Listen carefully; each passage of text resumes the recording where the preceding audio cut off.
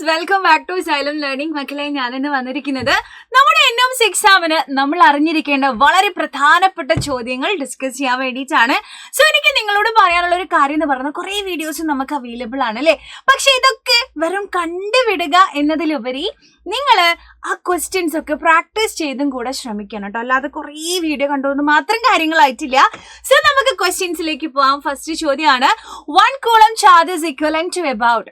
ഒരു coulomb charge തുല്യമാണ്, നോക്കൂ, 6 × 10⁻18 ഇലക്ട്രോൺസ്. അതൊരു നമ്പറാണ് അല്ലേ.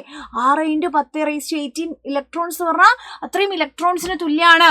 നെക്സ്റ്റ്, അത്രയും ന്യൂട്രോൺസിന് തുല്യമാണ്. നെക്സ്റ്റ്, 1 ഇലക്ട്രോണിനാണ് ഇത് തുല്യം. ഒരു പ്രോട്ടോണിനാണ് ഇത് കറക്റ്റ് ആയിട്ട് വരുന്നത് അല്ലേ. ഇതിൽ ഏതാണ് ആൻസർ എന്നുള്ളത് വളരെ ഇമ്പോർട്ടൻ്റ് ആയിട്ടുള്ള ചോദ്യമാണ്. നിങ്ങളിത് +2ലാണ് ആക്ച്വലി ഇതിനെക്കുറിച്ച് വളരെ ഡീറ്റെയിൽഡ് ആയിട്ട് പഠിക്കുക. അപ്പോൾ മക്കളെ, ഒരു കൂളം ചാർജ് എന്ന് പറയുന്നത് എന്താണ്? ഒരു കൂളം ചാർജ്, കൂളോം എന്ന് പറയുന്നത് ചാർജിന്റെ യൂണിറ്റ് ആണ്. അപ്പോൾ ഒരു കൂളം ചാർജ് എന്ന് പറയുന്നത് 6 × 10⁻18 ഇലക്ട്രോൺസിന് തുല്യമാണ്. അത്രയും ഇലക്ട്രോൺസ് ആണ് ഒരു കൂളം ചാർജിന് തുല്യം. അപ്പം അക്കാര്യം ഉറപ്പായിട്ടും പഠിച്ചു വെക്കണം, വളരെ ഇമ്പോർട്ടൻ്റ് ആണ്. അടുത്ത ചോദ്യം, എ ലൈറ്റ് ഇയർ ഈസ്. വളരെ ഇമ്പോർട്ടൻ്റ് ആണ് കേട്ടോ. ഒരു പ്രകാശവർഷം നമുക്കറിയാം, ഇത് ദൂരത്തിന്റെ അല്ലെ, ഡിസ്റ്റൻസിന്റെ യൂണിറ്റ് ആണ്. അതും ചോദിക്കാറുണ്ട്. ആൻഡ് ഇതെന്താന്നുള്ളതും കൂടെ നിങ്ങൾ ഉറപ്പായിട്ട് മനസ്സിലാക്കി വെക്കണം. It is the distance travelled by the light in 1 year. ഒരു വർഷത്തില് പ്രകാശം സഞ്ചരിക്കുന്ന ദൂരമാണ്. ഒരു വർഷത്തില് പ്രകാശം സഞ്ചരിക്കുന്ന ദൂരമാണ് ഒരു ലൈറ്റ് ഇയർ അല്ലെങ്കിൽ പ്രകാശവർഷം എന്നതെന്ന് നിങ്ങൾ മനസ്സിലാക്കി വെക്കുക. നെക്സ്റ്റ് ചോദ്യത്തിലേക്ക് പോവാം. If density of iron is 7900 അല്ലെ, 7900 kg/m³, then its relative density. നമുക്ക് ഇരുമ്പിന്റെ സാന്ദ്രത തന്നിട്ടുണ്ട് അല്ലെ. ഡെൻസിറ്റി ഓഫ് അയൺ നമുക്ക് തന്നിട്ടുണ്ട്. അത് എത്രയാണ്? 7900 kg/m³ അല്ലെ. ചോദിച്ചിരിക്കുന്നത് ആപേക്ഷിക സാന്ദ്രത അല്ലെങ്കിൽ റിലേറ്റീവ് ഡെൻസിറ്റി ആണ്. ഇതും വളരെ ഇമ്പോർട്ടൻ്റ് ആയിട്ടുള്ള ചോദ്യമാണ്. ഇത് നിങ്ങൾ ആക്ച്വലി 9ാം ക്ലാസ്സിലാണ് ഇതിനെക്കുറിച്ച് പഠിക്കുക. പക്ഷെ NOMS എന്ന് പറഞ്ഞാൽ നമുക്കറിയാം പ്രത്യേകമാണ് അല്ലെ. നമ്മൾ വലിയ കാര്യങ്ങളും ചെറിയ കാര്യങ്ങളും എല്ലാം കൂടെ മിക്സ് ചെയ്ത് നമ്മൾ എഴുതുന്ന ഒരു എക്സാമാണ് NOMS എക്സാം. അതുകൊണ്ട് തന്നെ വലുതും ചെറുതൊക്കെ നമ്മളോട് ചോദിക്കും. സോ റിലേറ്റീവ് ഡെൻസിറ്റി കണ്ടുപിടിക്കാൻ നിങ്ങൾ മനസ്സിലാക്കണം. നമുക്ക് തന്നിരിക്കുന്ന ഡെൻസിറ്റി, നമുക്ക് ഗിവൺ ഡെൻസിറ്റി അല്ലെ, നമുക്ക് ഇവിടെ ഇരുമ്പിന്റെ ഡെൻസിറ്റി തന്നിരിക്കുന്നുണ്ട് അല്ലെ. അപ്പൊ ഡെൻസിറ്റി ഗിവൺ അല്ലെ, ഡെൻസിറ്റി ഗിവൺ, തന്നിരിക്കുന്ന ഡെൻസിറ്റി അല്ലെങ്കിൽ തന്നിരിക്കുന്ന പദാർത്ഥത്തിന്റെ ഡെൻസിറ്റിനെ വെള്ളത്തിന്റെ ഡെൻസിറ്റി കൊണ്ട് നമ്മൾ എന്ത് ചെയ്യണം? ഡിവൈഡ് ചെയ്യണം. ഡെൻസിറ്റി ഓഫ് വാട്ടർ, വെള്ളത്തിന്റെ ഡെൻസിറ്റിനെ കൊണ്ട് ഡിവൈഡ് ചെയ്യാം. അപ്പൊ നമുക്ക് എപ്പോഴും ചോദ്യത്തിൽ ഇത് മാത്രമായിരിക്കും തരിക. ഡെൻസിറ്റി ഓഫ് അയൺ തരും, ചില സമയം ഡെൻസിറ്റി ഓഫ് കെറോസിൻ തരും, ചില സമയത്ത് ഡെൻസിറ്റി, അങ്ങനെ പല പല പല മെറ്റീരിയൽസിന്റെ അല്ലെങ്കിൽ ലിക്വിഡ്സിന്റെ ഒക്കെ ഡെൻസിറ്റി നമുക്ക് തരും. എന്നിട്ട് അവരുടെ റിലേറ്റീവ് ഡെൻസിറ്റി കണ്ടുപിടിക്കാൻ പറയും, അല്ലെങ്കിൽ ആപേക്ഷിക സാന്ദ്രത കണ്ടു. ആപേക്ഷികം എന്ന് പറഞ്ഞാൽ റിലേറ്റ് ചെയ്യുക. ആരുമായിട്ടാണ് നമ്മൾ റിലേറ്റ് ചെയ്യേണ്ടത്? വാട്ടറിന്റെ ഡെൻസിറ്റിയുമായിട്ടാണ് നമ്മൾ റിലേറ്റ് ചെയ്യേണ്ടത്. സോ ഇത് ഒരിക്കലും നമുക്ക് തരില്ല. ഇത് നമ്മൾ എവിടെ നോക്കിയാലും നമുക്ക് കിട്ടൂല. നമ്മളിത് പഠിച്ചിട്ട് പോകണം. ഇതെന്ന് പറയുന്നത് 1000 ആണ്. അത് വളരെ സിമ്പിളാ പഠിച്ചു വെക്കാൻ അല്ലേ. 1000. അപ്പൊ നമുക്ക് എന്താണോ തന്നിട്ടുള്ളത് അതിനെ 1000 കൊണ്ട് ഡിവൈഡ് ചെയ്ത് കഴിഞ്ഞാൽ we will get the relative density, ആപേക്ഷിക സാന്ദ്രത കിട്ടും. സിമ്പിൾ അല്ലേ. ഇപ്പൊ നമ്മളോട് ഇവിടെ എന്തിന്റെയാ ചോദിച്ചിരിക്കുന്നത്? അയണിന്റെ ആണ്. അപ്പോൾ അതിന്റെ റിലേറ്റീവ് ഡെൻസിറ്റി കണ്ടുപിടിക്കാൻ അതിന് എന്ത് ചെയ്യണം? റിലേറ്റ് ചെയ്യണം. നമ്മൾ ആരുടെ ഡെൻസിറ്റിയുമായിട്ടാണ് നമ്മൾ റിലേറ്റ് ചെയ്യേണ്ടത്? വെള്ളത്തിന്റെ, വാട്ടറിന്റെ ഡെൻസിറ്റിയുമായിട്ട് നമ്മൾ അതിനെ റിലേറ്റ് ചെയ്യണം. സോ അങ്ങനെയാണെങ്കിൽ 7900 divide by density of water എന്ന് പറയുന്നത് 1000 ആണ്. സോ കട്ട് ചെയ്യുക, 0 കട്ട്, 0 കട്ട്, ലാസ്റ്റ് 79/10. 10 കൊണ്ട് ചെയ്യാൻ നമുക്ക് അറിയാലോ അല്ലെ. എന്ത് ചെയ്താൽ മതി? പോയിന്റ് കഴിഞ്ഞിട്ട് ഒരു നമ്പർ വരുന്ന രീതിയിൽ എഴുതി കൊടുക്കുക. സോ 7.9 ആണ് നമുക്ക് ആൻസർ കിട്ടുക. പിന്നെ ഒരു കാര്യം കൂടെ ശ്രദ്ധിക്കണം, ഇതിന് യൂണിറ്റ് ഉണ്ടാവില്ല കേട്ടോ. 7.9 ആണ്, പക്ഷെ യൂണിറ്റ് ഉണ്ടാവില്ല. റിലേറ്റീവ് ഡെൻസിറ്റിക്ക് യൂണിറ്റ് ഉണ്ടാവില്ല. അപ്പൊ നിങ്ങൾ മനസ്സിലായി, ഡെൻസിറ്റിയുടെ യൂണിറ്റ് ഉണ്ടല്ലോ, അതൊന്നൊക്കെ തമ്മിൽ വ്യത്യാസമുണ്ട് കേട്ടോ. ഡെൻസിറ്റിന്റെ യൂണിറ്റ് kg/m³ ആണെങ്കിൽ relative density has no unit. Unit ഇല്ല, യൂണിറ്റ്ലെസ് ആണ്.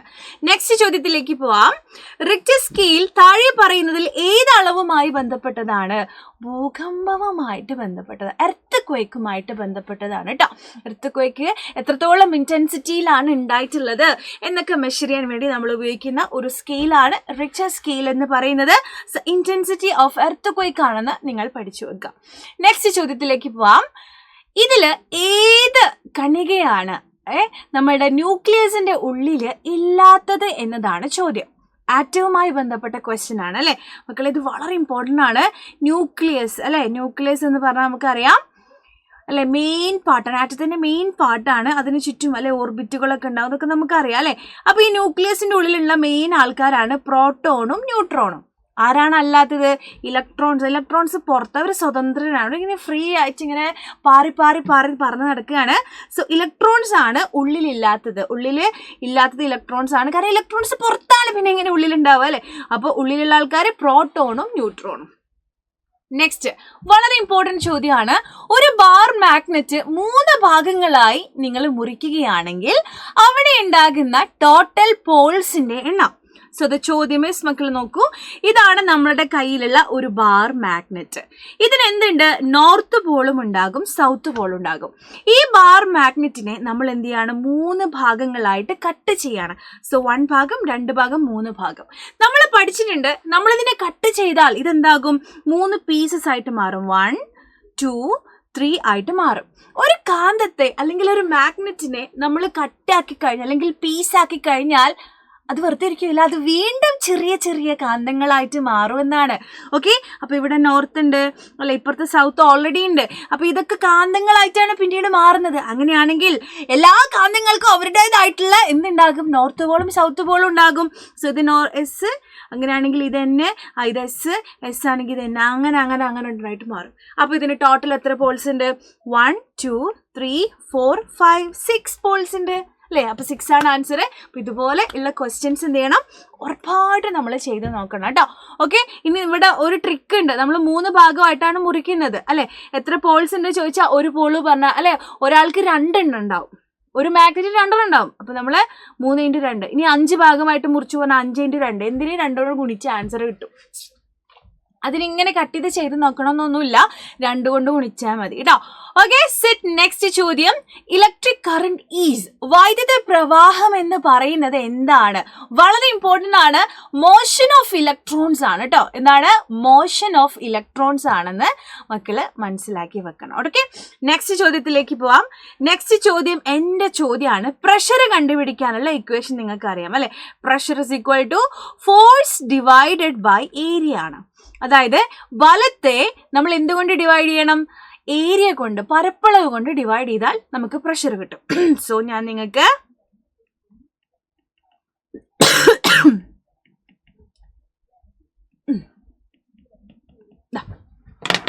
കമന്റ് ചെയ്യൂ കേട്ടോ. ഓക്കെ, അപ്പൊ അടുത്ത ക്ലാസ്സിൽ കാണാം. Bye, thank you so much.